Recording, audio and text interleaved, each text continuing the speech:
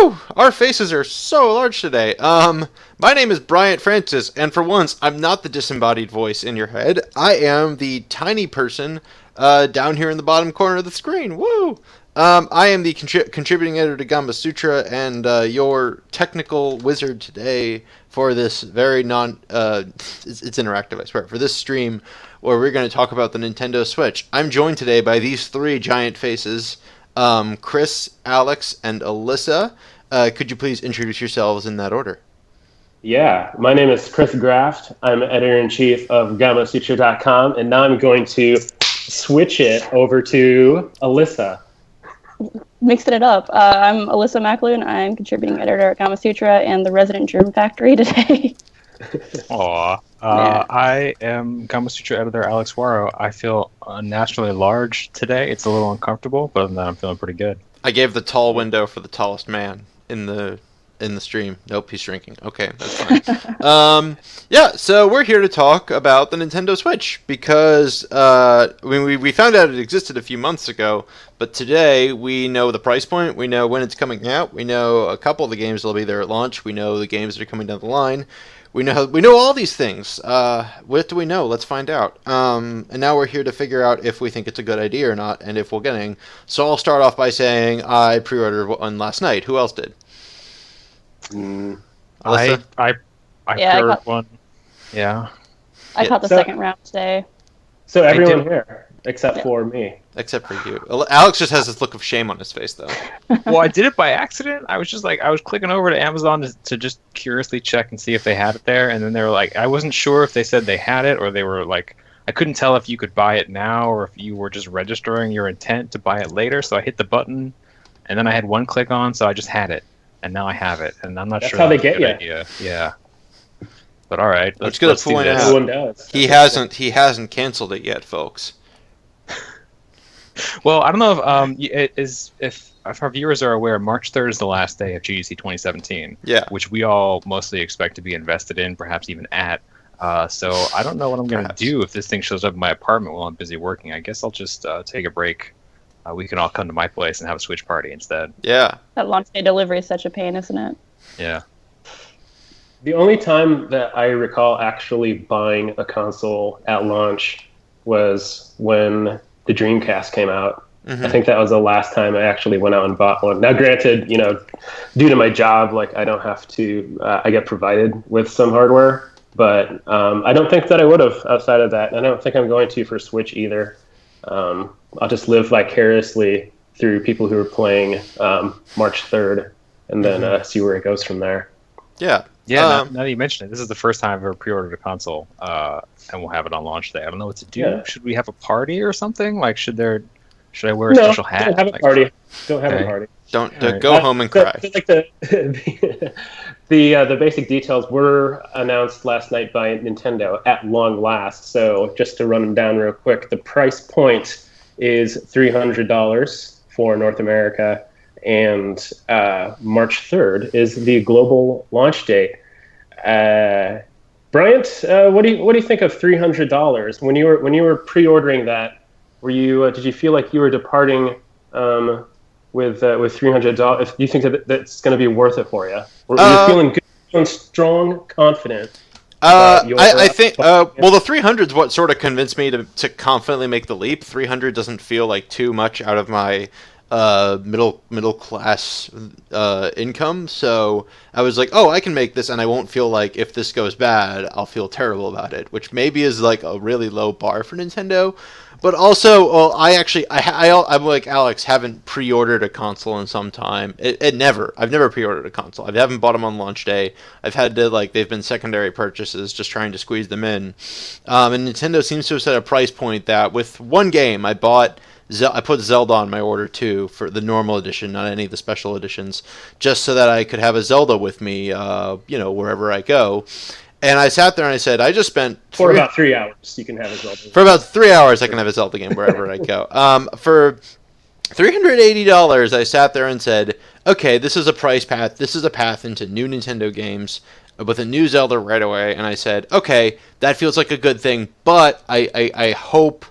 there's enough other either that the indies at launch are really great, or that very quickly new games are coming down the pipe, because it's a long way off until Splatoon 2 would be in the summer. I'm not even sure I would get that, and then Super Mario Odyssey in the fall. Which I guess I'm more convinced now to buy a Mario game now that I've been playing Super Mario Run, but I just haven't been a big Mario guy throughout my life. Zelda and Metroid always held my interest more, which was maybe my biggest disappointment last night, was that there was no worthy Metroid up on stage. Mm-hmm.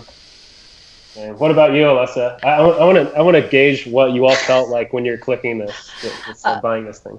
Yeah, I kind of pre-ordered it based on like the assumption that there's going to be more like digital game support going down the line, because I think with a lot of my handhelds, I end up using them just to play older games. So like my Vita is basically like PS1 emulator that I can carry around with me. Mm-hmm. So I've heard rumors, nothing confirmed, that there's going to be like a GameCube virtual console on there, and I would absolutely love that. Oh my But god! even without that, yeah, like console does not get enough love. But even without that, just the ability to like play some of those games portably on like a decent sized screen has me pretty happy with it. Because I think like I don't play a lot of portable games usually. I have my Vita for like flying and stuff like that, and I have a 3DS that collects dust at the bottom of a drawer.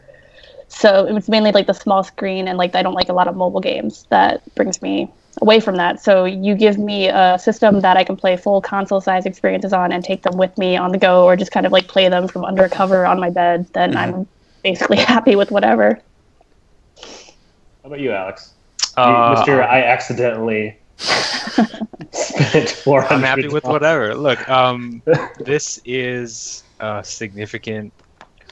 potentially significant event for Nintendo and the industry at large. Like that's why I put money in. Is I want to see where this goes. I want to see how they do this.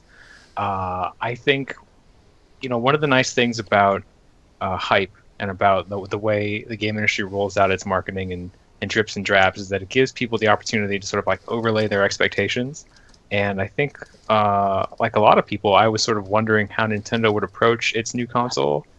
And it turns out basically the same way it's been doing for the last 10 years, in the way that like this hardware doesn't seem very easy to port to. It seems like its own idiosyncratic thing. Like you have these weird controllers with little cameras on them, and you have some kind of strange online connectivity that may or may not be robust, and you have a bunch of like interesting first-party games, and then like some questionable third-party support, if that.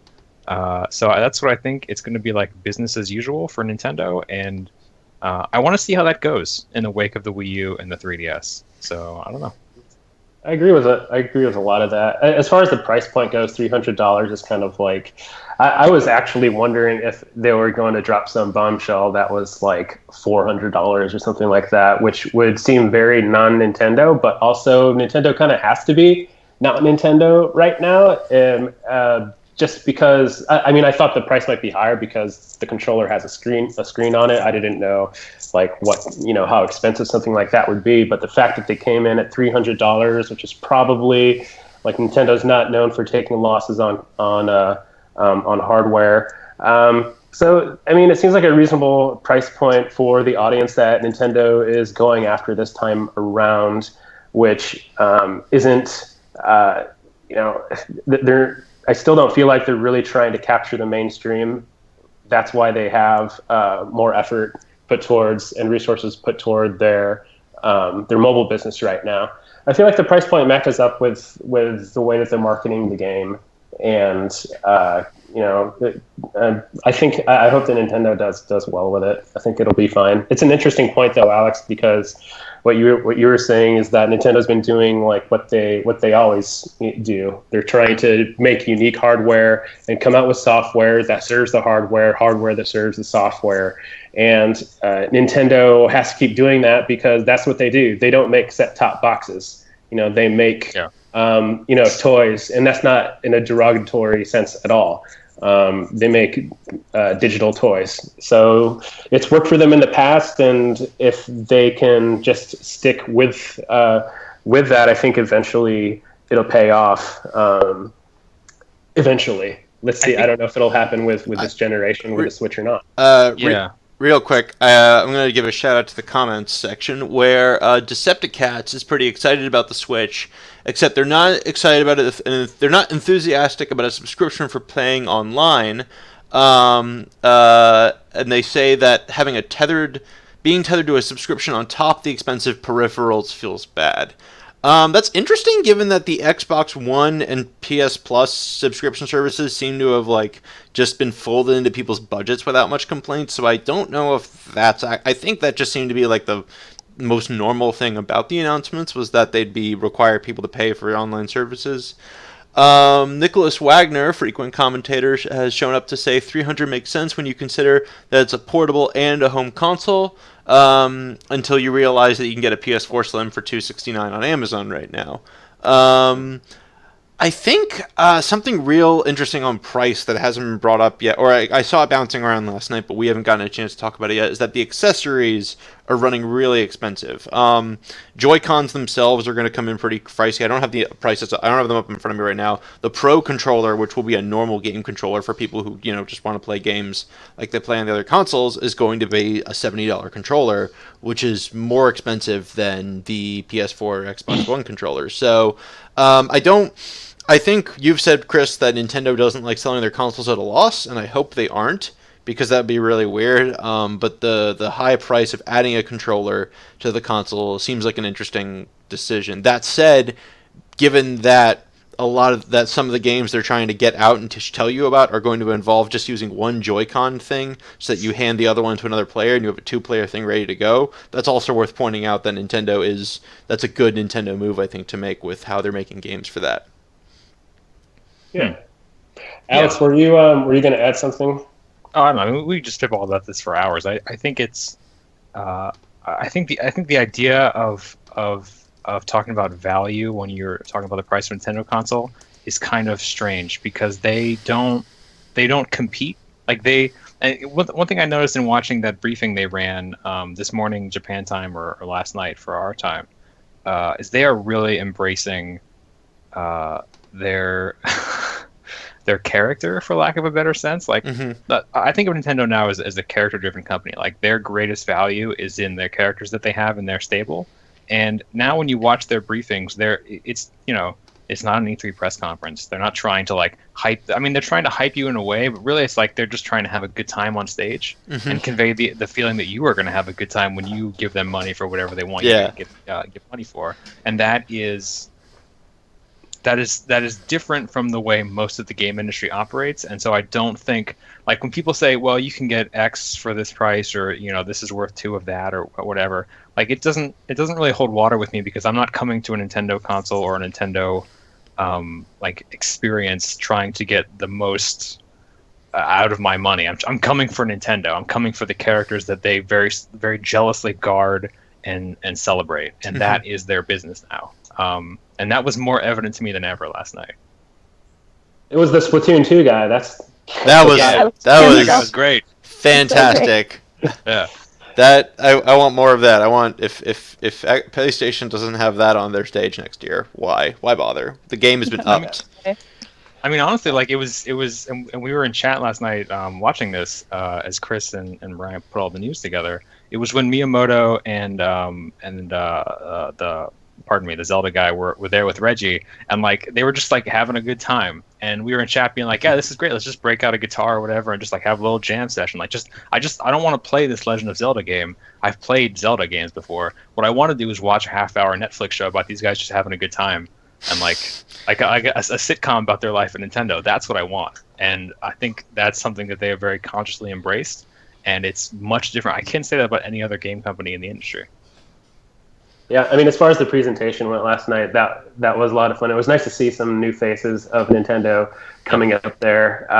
It was cool how they pretty obviously put together their own costumes out of just random scraps and fabric and clothes themselves before they came that night, that morning.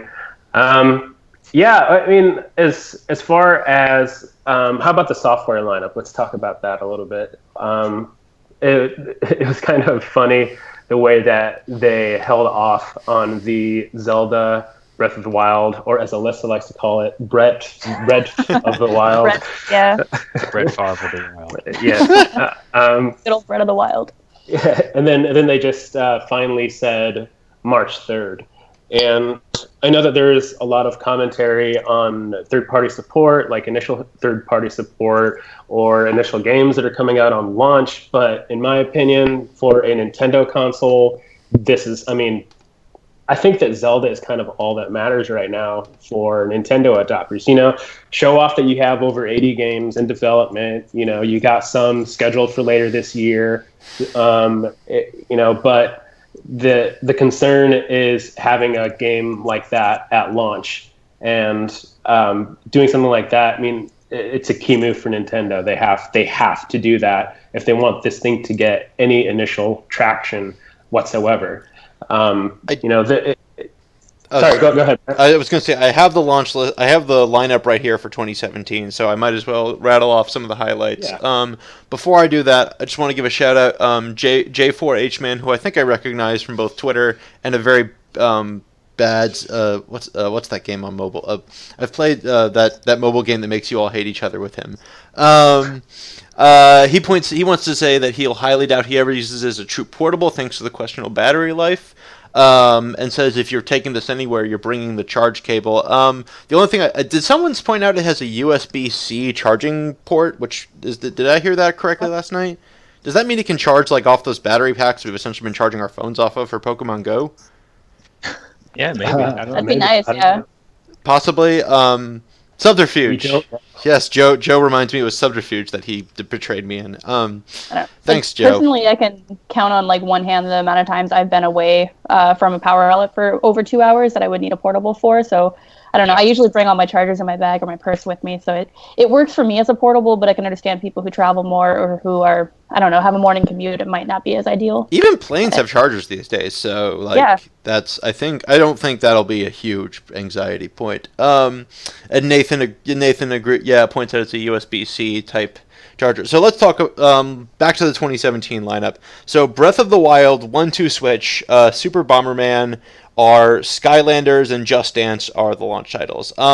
Zelda is the heavyweight there. The rest are either very casual or very like just capturing an audience that was already out there, with Skylanders, for instance. So going down, I'm just going to call out, I'm going to drop a link to this in our streaming channel so you all can see it. 1 second. But the ones that stand out to me for the rest of the year include, let's see.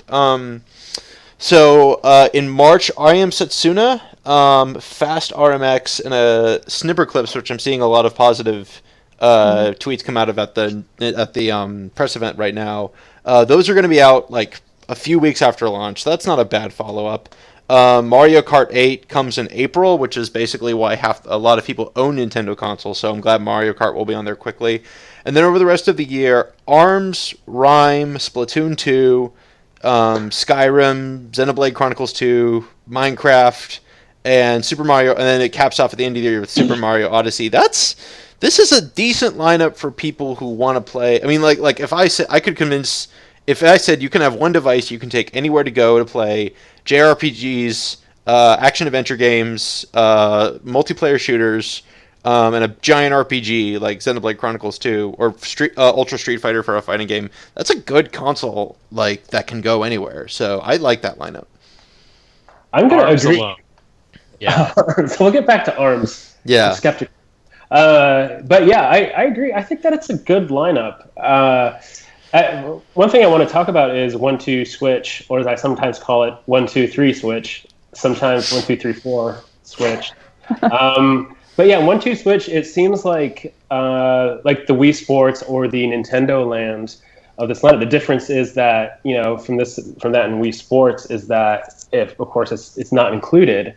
I have mixed thoughts about that. So 1-2 Switch seems like the game that will show people how it works. Yeah. The different capabilities that the controllers can do and all that.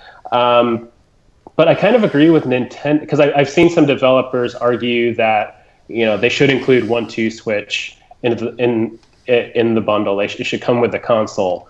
I don't think that, but I don't think that the Switch is aimed at people who need to learn through a game how this console works. Mm-hmm. So I don't think it makes sense to bundle with it. It made sense for the Wii because that was a new concept. They were aiming for a broad market. They needed something like Wii Sports say, this is how you do it.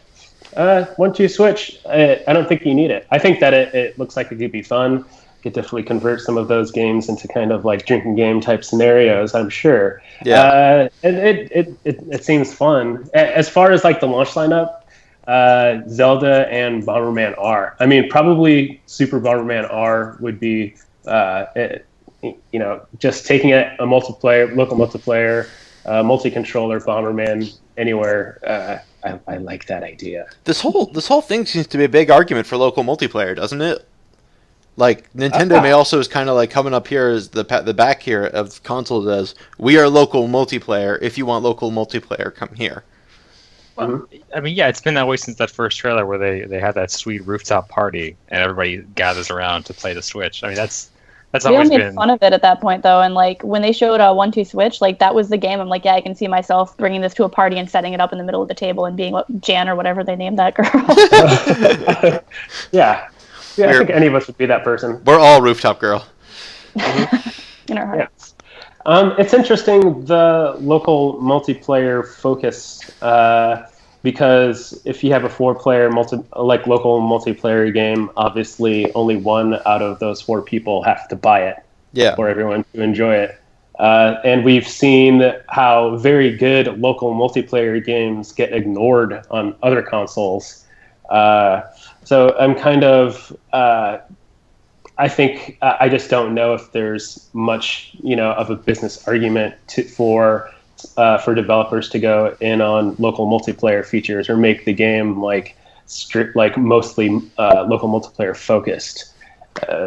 I think I want to see more local co-op. Well, what I think is interesting is that it's a local multiplayer game that ships. It's a console that ships, like I said earlier, with 2 controllers. So if you can make a local multiplayer game like 1-2 Switch, every Switch will be able to play that right out of the box without another $70 purchase. Yeah, I mean, even if this doesn't lead to a resurgence in devs pursuing local multiplayer projects, like this is an opportunity for everyone that made those games a few years ago. I mean, you're talking like from Nidhogg to Starwall to all the other ones. Towerfall. To Towerfall, to have a new platform to bring them to. And assuming it's not too terribly difficult to get your games onto Switch and running well on Switch hardware, that's a real nice opportunity for a lot of devs, I think, hopefully. It remains to be seen how easy it will be for developers to bring their work to the Switch. I have high hopes, but, we'll see how that goes. Alyssa, what game are you looking forward to most on this list? Probably Legend of Zelda. So I'm kind of weird with my open world games, and I just like to explore and do a lot. Like, not the missions, just everything else that's possible to do in that world. Yeah. But yeah, between like Zelda and Mario, like because I'm selfish, I was a little grumpy. I wanted like Mario like right away and Zelda right away. But I really enjoy how they ended up spacing that out because all of like the hardcore Nintendo fanboys get Legend of Zelda like right away.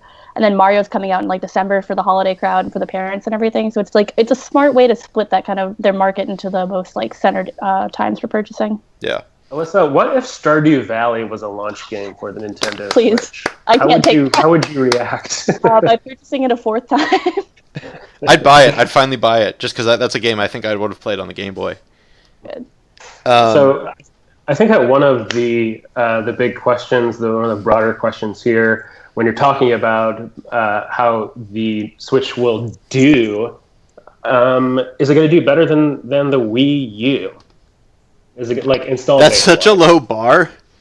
Yeah, absolutely. It's gonna outsell the Wii U. I mean, it's the way things are going. Like, it doesn't look likely they're going to continue pushing their 3DS line or their DS line in general. I mean, maybe 2DS will stick around and maybe you'll be able to get 3DS for another year or two, but it doesn't seem likely. In which case, this is now the de facto console if you want to buy a Nintendo console.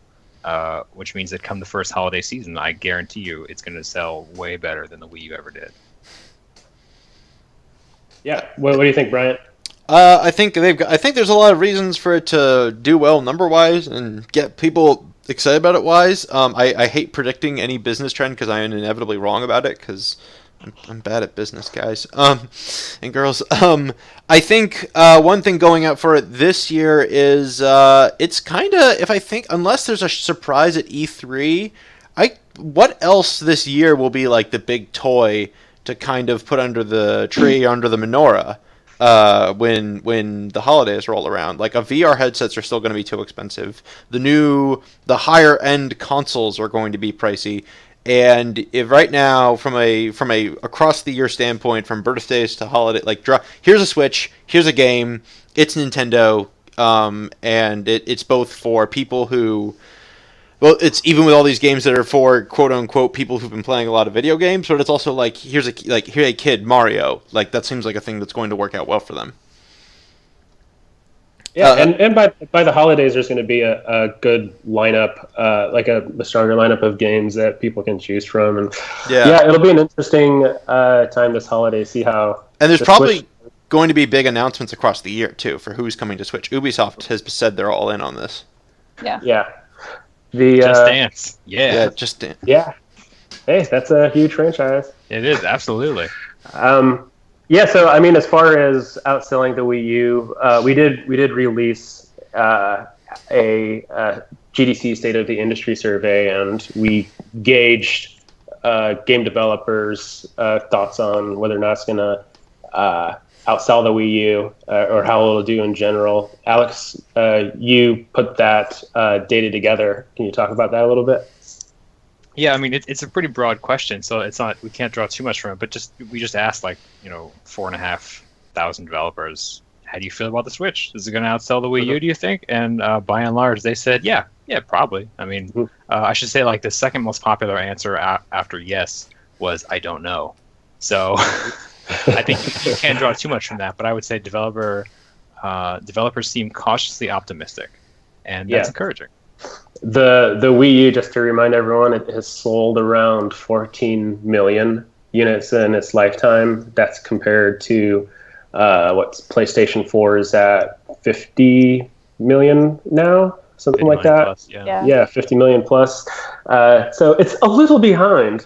I do think that the Switch has potential to be somewhere in between Wii U and PlayStation 4 type sales. The PlayStation 4 just has Sony just knows that market so well, and they were able to capitalize on it, and they had really good developer relations there in the beginning, and have been able to capitalize on it. I think that Nintendo is just hoping that they don't come out with another Wii U. So. Yeah. I just want to, it's time to go to the comments again, because there's some smart stuff being said in here.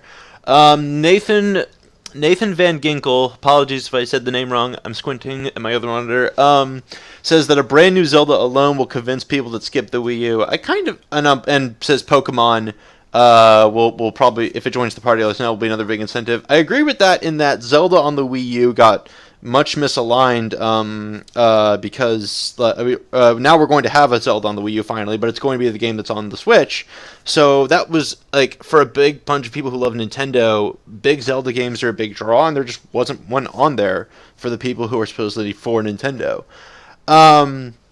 Unfortunately, only 14 million people can buy the Wii U version of Breath of the Wild. Yeah. Uncompetitive is bragging that they called that Nintendo would need to have a twin nunchuck system a year ago. They linked to their Gamasutra blog. It's Nick Harris, where they said that they should try for something like that. Thanks for blogging, Nick. And I want to talk more about that down the line, about how the controller fascinates me in a way I've been fascinated since the Wii with controllers. But that's going to take a bigger talking point to get through. But Nick's, I think, had a good point there. Nicholas Wagner is kind of saying an interesting thing about it's developer focused, which is if the Switch doesn't have GPS, but they've made a portable console, it's interesting that they didn't give developers the ability to know where players are in the real world. But it doesn't seem that uninteresting. It doesn't seem that weird at all, in that Nintendo is, as always, paranoid about child safety. So I can see why they wouldn't want to do a GPS thing. But if it's a mobile console, should it have GPS functions? Should have Street Pass. I'm should gonna miss have that. it should have what was that thing on Vita? Nier? That was so good. Oh, that was it? Oh, Nobody yeah. used it. I was the only person with Vita in my town. Yeah, I know. I me could never too. figure out how it worked, but I Okay. loved it so Oh, much. they're playing Uncharted on their Vita over there. Yeah. So, Let's go over and if nothing else, street Hmm. passing and just near field communication stuff seems like a slam dunk for the like. It's partly why the 3DS seemed to do so well. Is they made some good mini games. They built a good social feature. It was a good way to like spend your time in lines at PAX or GDC. So Well, it we don't know. We don't know yet. Also, well, first of all, Nintendo is doing more mobile stuff, Yeah. and of course, it has GPS, and also with a subscription for their paid online service, which we can maybe talk a little bit more on later. You're supposed to be getting Switch app to Switch console interconnectivity. So maybe there's something they can do there that involves geolocation stuff or whatever. Yeah. Do we want to? Can we jump onto the controllers point? Actually, Nick's thing with the controllers. Let's talk about that. Sure. So for me personally, ever since I played the Wii, I thought the Wii at the time, like it was very quick to see this. This is not a 1-to-1. The Wiimote was not a 1-to-1 controller. It wasn't a way to mimic sword swinging or lightsaber fighting. It just it could measure some like shaking inputs, so it was good for Zelda just to measure your attacks. No More Heroes used it pretty well for the mini games and for just like what direction is it in will guide what you do with the buttons. But the first thing that like got me like what made me playing a Zelda game at the time was I went, my hands aren't up here. They're all the way over. They're all the way over here. Disregard. So like my hands are further away right now, which means I can hold them on the side. Like I can sit in a more relaxed position, use a couple basic motion controls to handle this stuff for each one. And at the time, that was great. I thought Zelda Twilight Princess on the Wii was a great that was a great control scheme for that game. But ever since then, I can't get it out of my head. What if I didn't have to hold a controller like this? And I've seen it with VR. I even saw it with an early VR demo that was still using a controller. It just put all the controls on the facepad, so you didn't need the motion sticks at all. So between that was a good example. The Vive controllers, the touch, the way motion's been readapted for the PSVR, and now we have the Joy-Cons. And I'm really fascinated by a world where controllers don't have to be like this. And I wonder if Nintendo can pull something off there with this. I don't know. When I was playing Zelda Skyward Sword with the Wii, I was just standing up in front of my TV, holding it up. No, not really. I wasn't doing that, but that would be pretty. I did not play Skyward Sword, just for the record, so I don't know anything about how that works. I do like the idea, and this is how lazy I just feel anymore. Is that they actually made a point like you don't have to hold the controller like this anymore. You can relax your shoulders and just That's how I sleep every night. Actually, it's just like literally like splayed out like this. Yeah. Yeah. You just wake up with like your hands strapped to these controllers, just I'm like, ready to play anytime. You just fall asleep. That's so relaxing. Jim Beam and like the save screen is just like on the TV. That's how I game anyway. No, but I like the ergonomics of it. I like how Nintendo surprised me last night with how functional those little Joy-Cons are. Yeah. I thought that it was going to be basically a very traditional controller that can be split up so that you can play in different configurations. I didn't know they were going to have this more advanced haptic technology in it. Yeah. From what I've been seeing on Twitter, it's pretty hot stuff. They're saying that you can feel like it feels like an ice cube is in there, or like marbles rolling around. Yeah. And if you have used some of this more advanced haptic technology, it does. I mean, it's cool. Is it like kind of I'm going to buy this system because of Rumble HD or HD Rumble? No, not really. But you can come up with interesting game design ideas with that. There's the camera and the NFC technology. These things, I'm excited, and I hope that I'm excited because I think it excites game developers, which will facilitate and encourage more interesting games that will be unique in the from the current console experience on Xbox One and PlayStation. It would be nice if the Switch came out and like the Wii did with like Xbox 360 felt supplementary to your game diet, if you know what I mean, because you can do things on it. And I think that as far as the controllers go, I don't know. I'm excited to see what developers do with them, and I hope that they try some new interesting things. Go ahead, Alex. Go ahead. I think it's promising that it seems like shortly out of the gate, Nintendo will have a game that seems to be that would only shine on the Switch with those unique controls. Like, I'm thinking of 1-2 Switch, and before that, I'm thinking of on the Wii U. There really wasn't a game that like really screamed out for that touchscreen until I think Super Mario Maker, which came years after the platform launched. Whereas, I mean, it remains to be seen how this year plays out, but it looks like 1-2 Switch, as goofy as it is, like takes advantage of the HD rumble and the IR sensors and everything else in ways that justify their design, and that's very promising. I don't know if third-party developers will jump on board in the same way, but at least it seems like Nintendo is right out the gate giving you a strong indication of why that console is made the way it is. Something I said in the email roundup that we're doing for amongst each other is the Switch is going to do really well if you can get a lot of games that are just like you can overlook the fact that it's not the most processing power, the most like video power that the Xbox and PS4 are trying to sell themselves as, but they can say the Switch has all these games that you can only play on the Switch. It's why that Octopath game from Square Enix has got me a little excited, because if that one works, then that will be a developer who's not Nintendo showing that you can make good games on there. Alyssa, real quick, did you have any thoughts about the controllers? I'm really excited for that haptic feedback HD rumble thing. Yeah.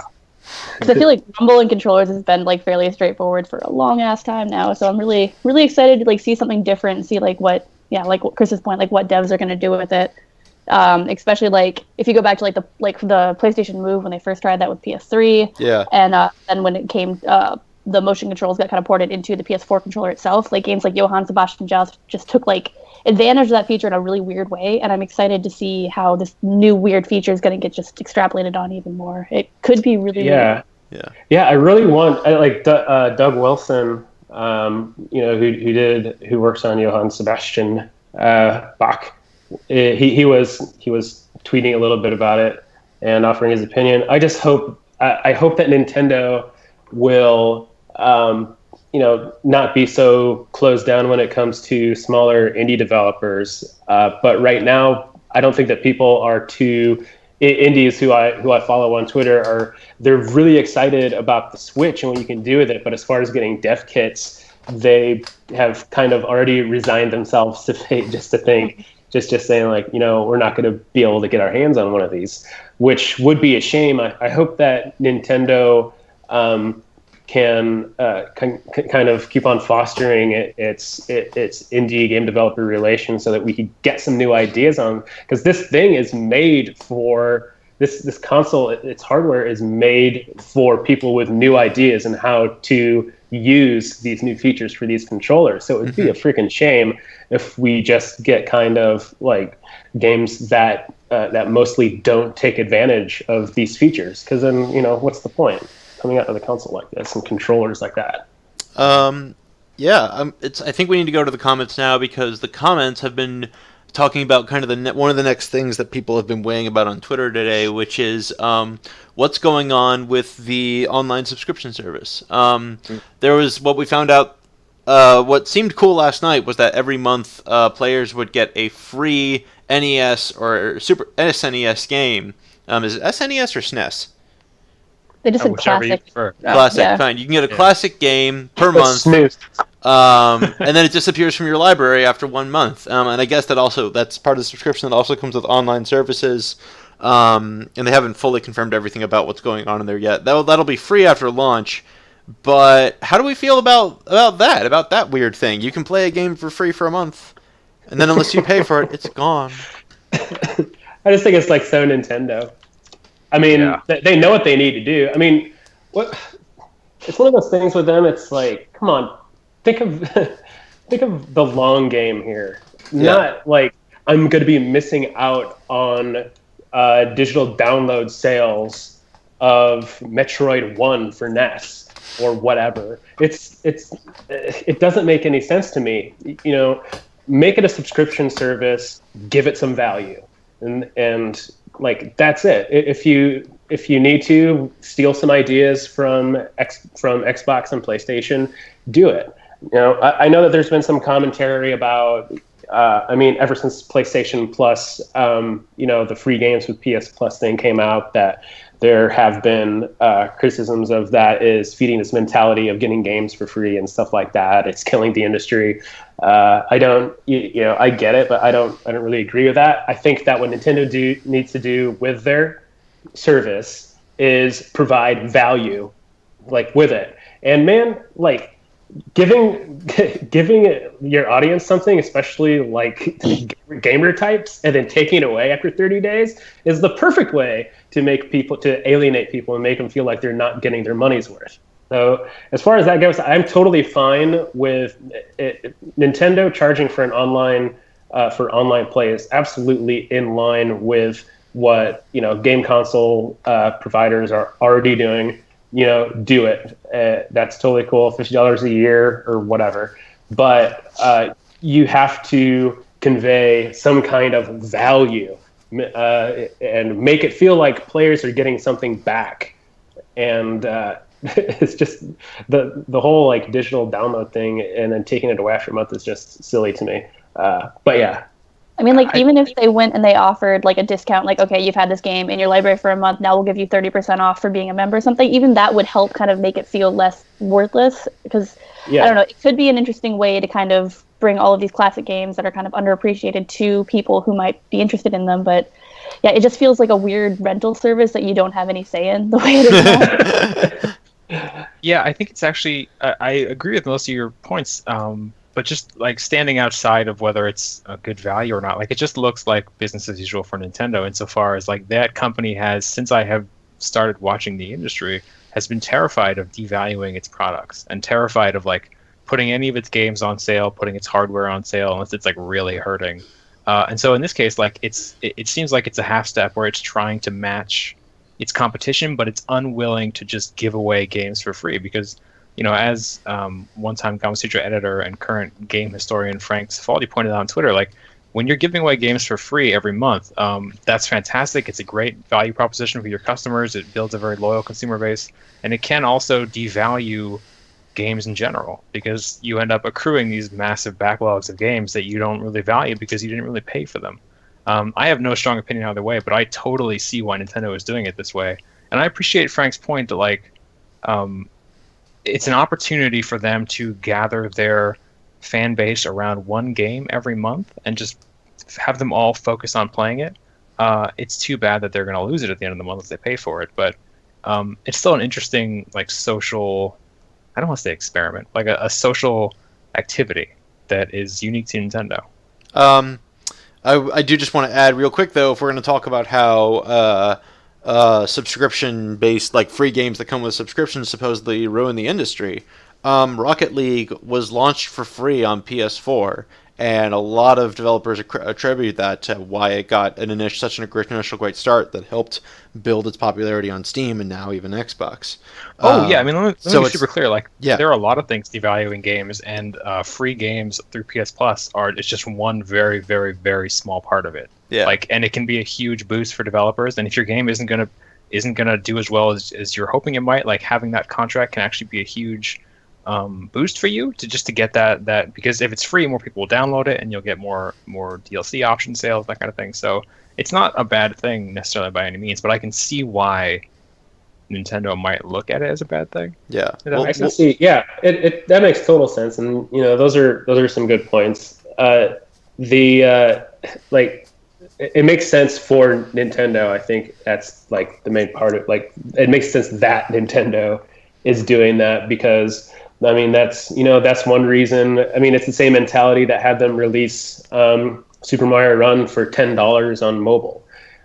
They are rightfully paranoid that they're going to be devaluing their own games. I hadn't read too much about any kind of community events that might come around a monthly, digital release. I think that could be a really good way to convey to convey value, provide value.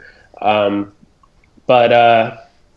yeah, I don't know, Alex. You might have me convinced that it's not such a terrible idea. I mean, like it just depends on your perspective on it. As someone who is just curious and excited about the game industry in general, like I have no strong feelings either way. But I can see why people who are interested in buying in would be frustrated, and I can also see why Nintendo would be very leery of devaluing its products. I guess after watching that presentation yesterday and everyone getting excited about their pre-orders or whatever, the big message to me is that like this is not a Switch. Like Nintendo is not switching things up. It's not doing anything differently.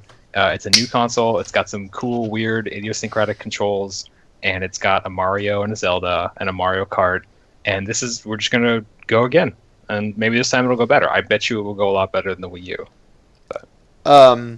Real quick, I just want to point out that one of the most interesting things about like the virtual console stuff so far in the free and SNES and SNES games is that SNES games, they said last night, you're going to be able to play online multiplayer with those, right?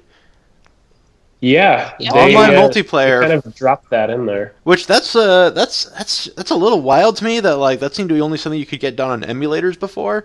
Through homebrewed netcode from the people, like the people who would eventually go on to make to make Evo and stuff like that. Like that's a little. I wonder if they, especially if they make some multiplayer titles free through the platform, if that'll help pay it off, and if that'll make like, hey, let's all play this old game together. Oh wow, this old game is still great and totally worth the value.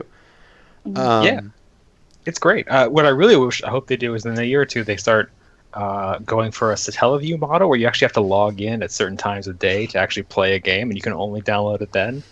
That would be fantastic, but I don't. That sounds a little nightmarish. All right, I have one possibly odd question to maybe navigate us towards a closing today because we're coming in on 1:00. I think one of the most interesting things I read in a Nintendo interview recently was that I forget which Nintendo executive said it, but they wished that they had invented Minecraft. And I think it's without a doubt Minecraft's going to show up on this console in the first year. And we've already seen a big shift in Minecraft being like the most popular game for kids still. We've seen a shift in how other companies are kind of getting ready for the future and the next generation of players by making, games that are a little more focused on the crafting, or at least this kind of intense depth that doesn't make itself obvious kind of play. How do you think Nintendo can get ready for that audience? Because supposedly Nintendo still is the console for families and the console for kids, even if they don't have the casual end of it.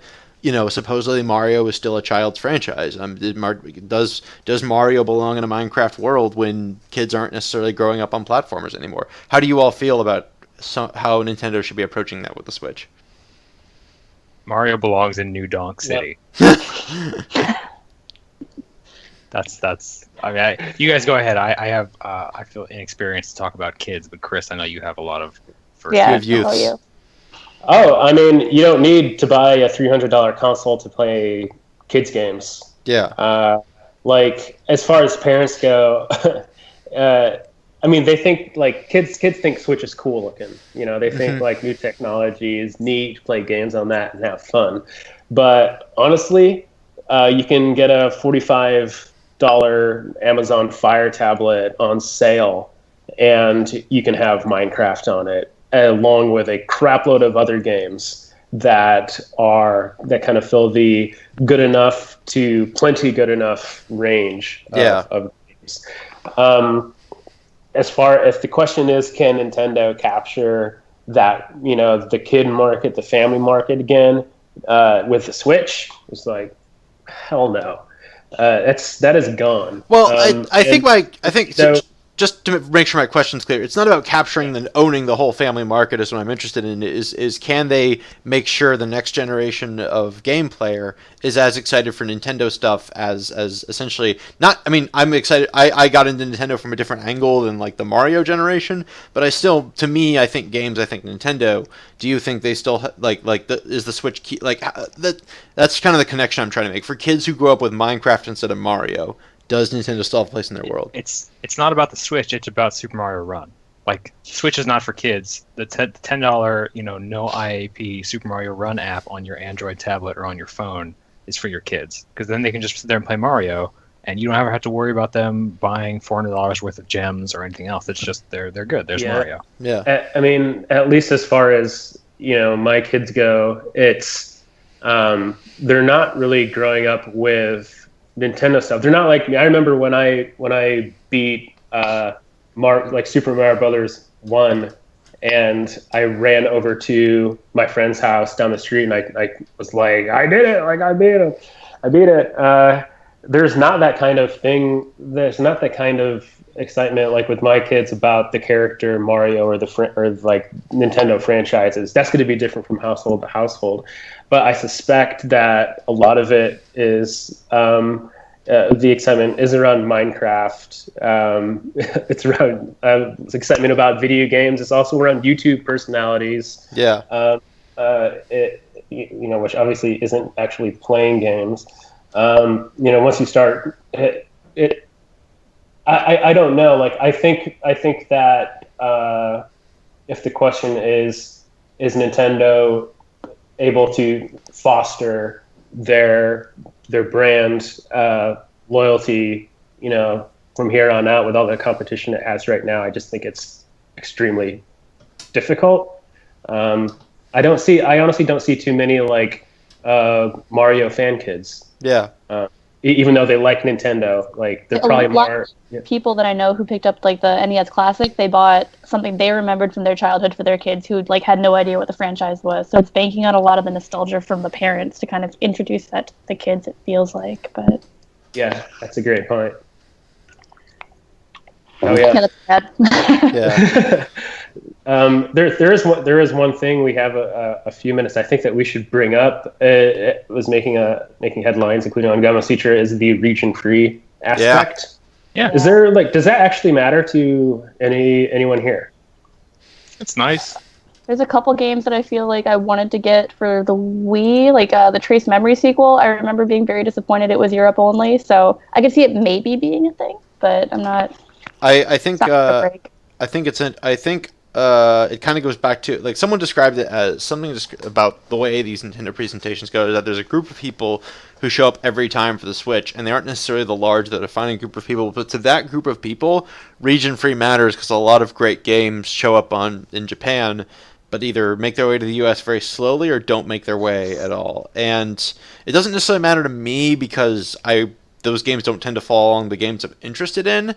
I wonder if it's essential to maintaining that success with adult players who have this vested interest in interesting games that come out of other regions. So I wonder if I wonder if the core Nintendo person, as we've talked about for ages, isn't a kid, or even it's this kind of very specific, friendly to Japanese game design kind of person, like who I know a few people like that in Los Angeles, kind of former Gamasutra editor Christian Nutt, kind of like, if that's the person who will help keep Nintendo alive throughout future years, which I think in some ways in my head is a weird strategy to bank on, because counting on your audience getting older and eventually dying off or losing interest to me seems like a bad idea.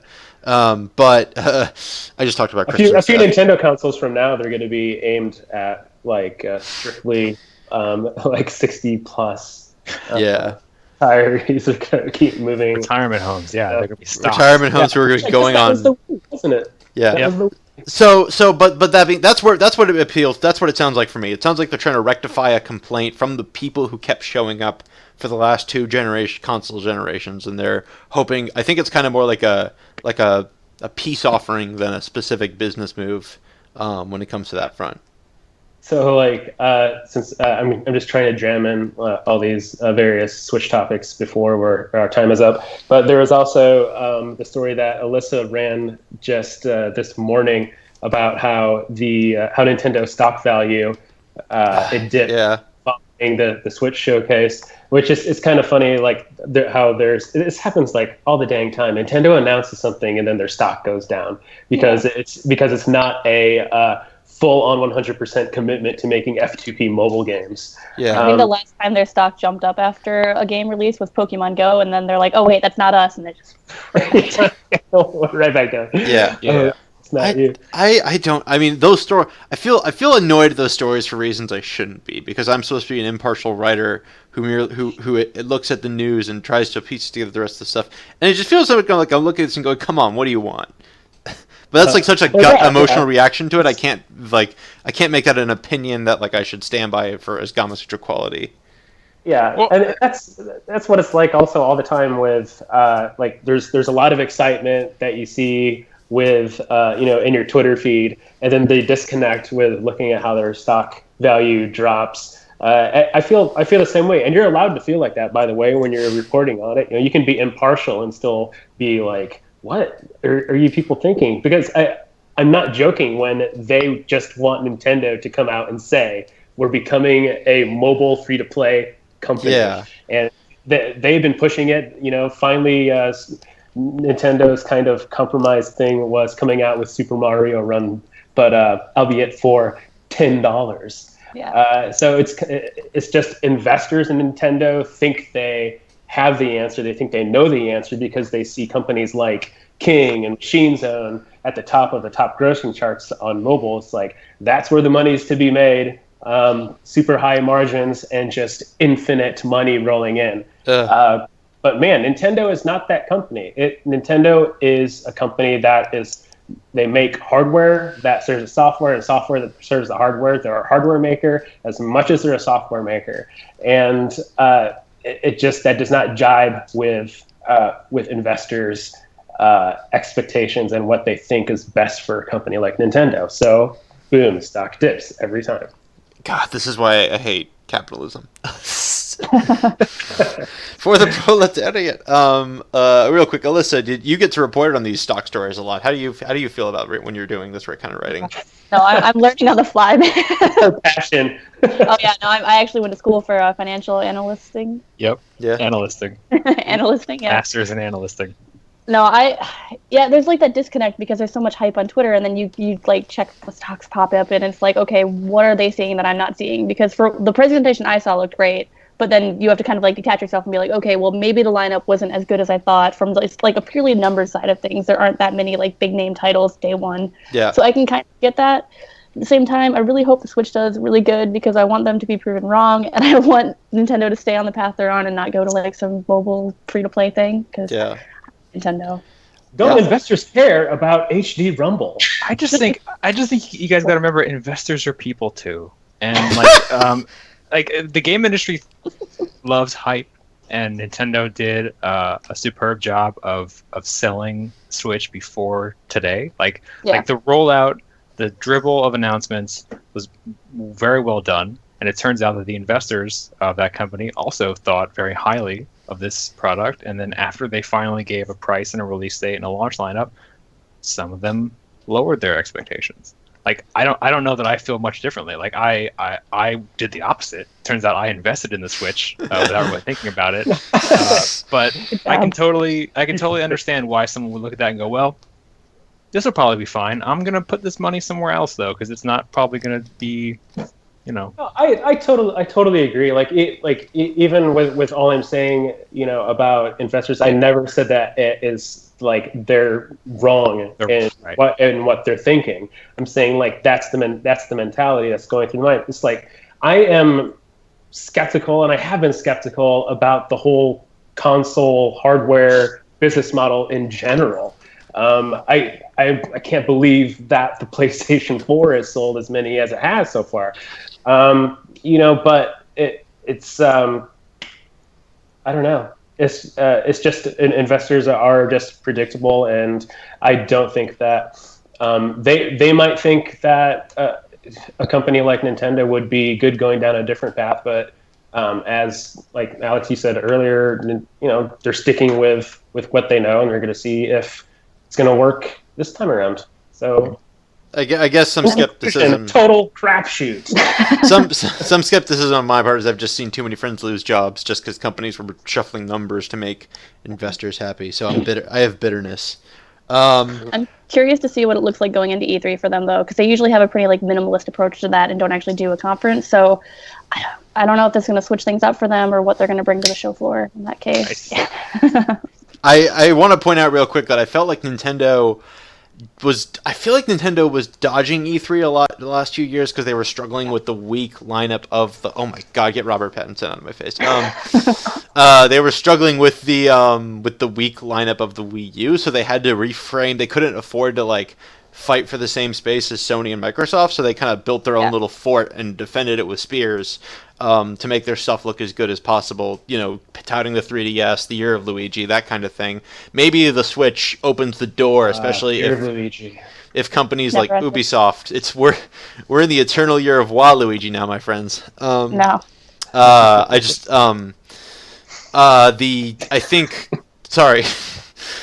If companies that are waiting in the wings for their big E3 announces to make that they have something unique and cool going on to the Switch, maybe that means Nintendo shows up at E3 more, and maybe that makes investors happy somehow.